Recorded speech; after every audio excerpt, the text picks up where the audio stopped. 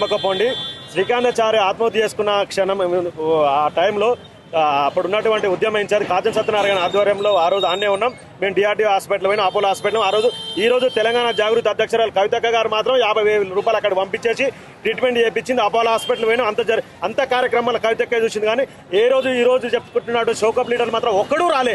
మేము తెలంగాణ ఉద్యమంలో ఇక్కడ ఎల్బినార్ గడ్డ మీద ఉద్యమాలు చేసినాం. మేము గత 15 సంవత్సరాలకి ఉద్యమం చేస్తున్నాం. ఈరోజు తెలంగాణ జాగృతికి వెళ్ళి కూడా మేము పనిచేస్తున్నాం. కానీ ఎవరు రాలేదన్న ఈ విషయం మీద దేనికైనా ఛాలెంజ్ చేస్తున్నాం. ఎవరు కాజన్ సత్యనారాయణ గారు ఇన్ఛార్జి హెల్ప్ చేసింది కవితక్క గారు మాత్రమే. హరీష్ రావు గారు అయినా కేటీఆర్ గారు ఎవరు రాలే. క్లియర్గా చెప్తున్నాం. మీ పొడిచేడు వరకు మేమే ఉన్నాం. దాన సంస్కారాలు చేయించిన తర్వాత మేము శ్రీకాంతాచారి గారిని ఓన్ చేసుకోవాలని చాలా మంది ఎల్బినార్లో ప్రయత్నం చేస్తారు తప్ప ఆ ఘనత కవితక్క గారికే దక్కుతుంది. ఈరోజు ఎల్బినార్లో మటమాయం చేసిరు. బీఆర్ఎస్ పార్టీ వచ్చిన తర్వాత కాజం సత్యనారాయణ మటమాయం చేసిరు.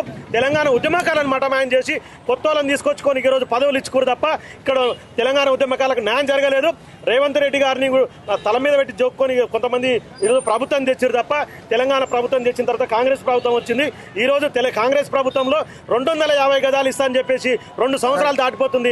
ఏ రోజు కూడా డిసెంబర్ 9 అంటున్నప్ప ఏ రోజు కూడా రాలేదు. ఇప్పటికైనా కూడా 250 గజాల స్థలం